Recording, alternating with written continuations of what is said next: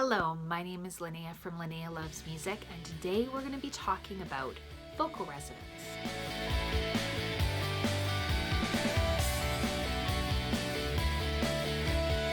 So when you're thinking of vocal resonance, or any sound for that matter, all sound has sound waves. And as the sound vibrates and interacts with the sounds around it, the items around it in a room, it will change the sound.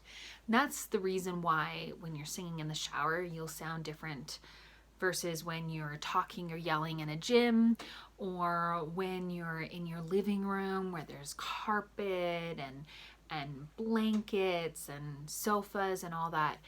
The way sound reacts to things around it creates the sound and the quality of sound you're going to get. So just like that, in vocal resonance, we're talking about how the sound waves bounce around in certain portions of your body.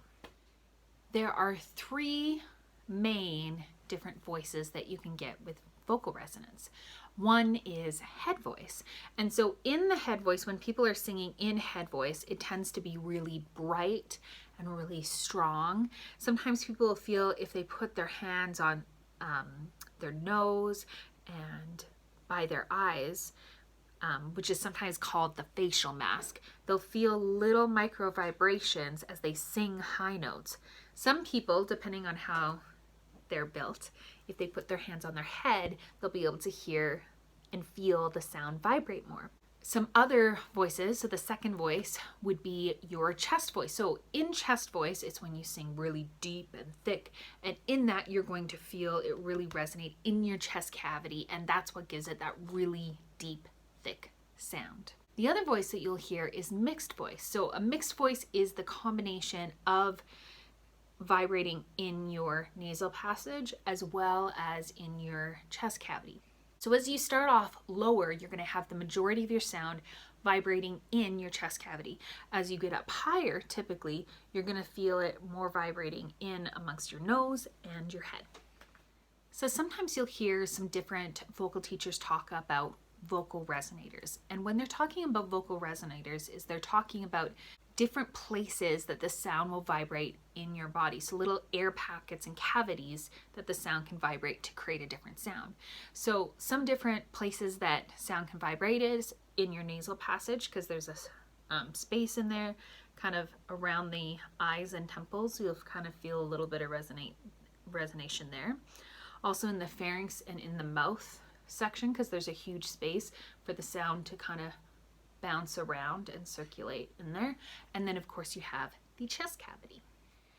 So you might wonder, what are some common problems that people can have with resonating? Well, oftentimes males and females will have consistent problems. It doesn't mean that it's always the case, but it can quite often be the case. With men, oftentimes what you will hear is you will hear the sound vibrating, them focusing more of it being in their chest, so they'll have a really deep, thick voice. And one of the challenges is as they start to sing higher and higher and higher, they try to pull all that chest up here, up into, as they get in higher, and they try to pull that chest up too hard and too fast and too strongly as they go up, and then they end up having this thinning out sound where they have hardly any presence as they go on their higher range. Oftentimes you'll hear the opposite problem with girls is they are often told to sing high and bright and have that kind of girly sound, especially if you're coming from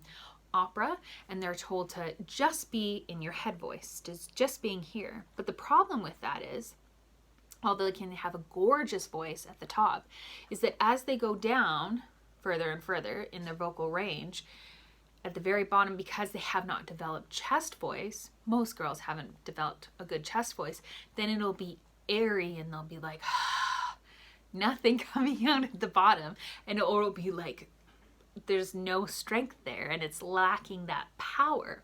If you want to have a really good consistent sound throughout, you have to work on developing both your chest voice and also developing your head voice, and then working on the bridge or the mixed voice that connects you between those two different passages, because you always want to have a nice and smooth sound throughout your entire vocal bridge, as we call in music, but through your entire sound as you go from low to high, you want it to be smooth and just as strong.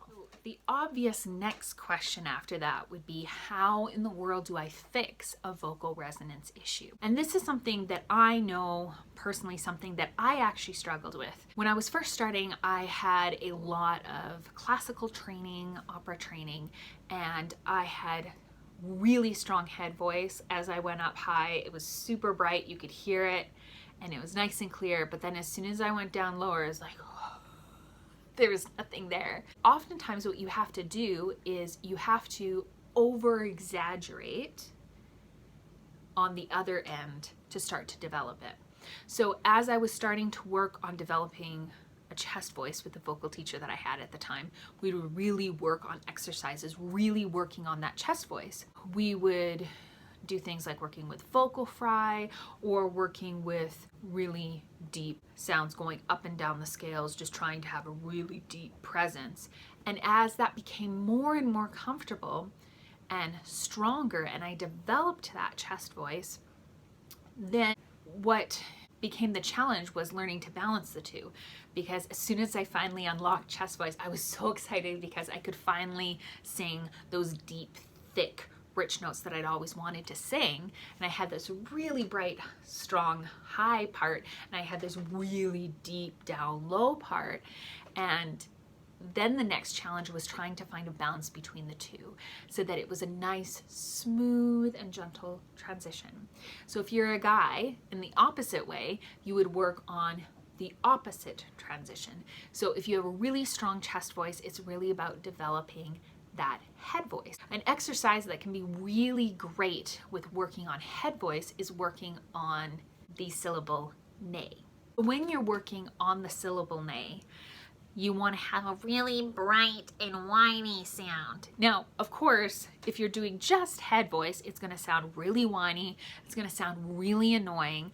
And one of the challenges that a lot of vocal students have is they get so afraid of making an ugly sound that it actually inhibits them from actually taking the next step and the next level in their voice. So you have to kind of get over yourself, get over the fact that it is incredibly awkward to sound like this with only your head voice and it only resonating up here, not having that mix. So it's going to be an exaggerated sound. It'll be a little disgusting sound, but it's important. As a guy, if you're working on head voice, or if you're a girl that doesn't have a strong, bright head voice, maybe you have really thick, deep, rich bottom, but no top, this is what you would work on. Nay, nay, nay, nay, nay, nay, nay, nay, nay. And you would work on those exercises, taking them higher and higher and only focusing on the vibration happening here and no vibration happening down here. As you start to develop that really strong head voice, then you would be able to work on connecting the two. A good exercise for doing chest voice would be working on mum. And you want to have really relaxed, dopey, relaxed lips. So only vibrating in the chest. Mum, mum, mum, mum, mum, mum, mum, mum, mum. Now, obviously you would never want to sound actually that exaggerated in real life, but sometimes you have to try something extreme to be able to figure out how to develop that, how to make that strong, and then you work on the connection. I hope you really enjoyed today's lesson talking about developing your vocal resonance. For more vocal and piano tips, I suggest you subscribing and hitting that like button, and you can check back here for more piano and vocal music tips for your musical adventure. Bye.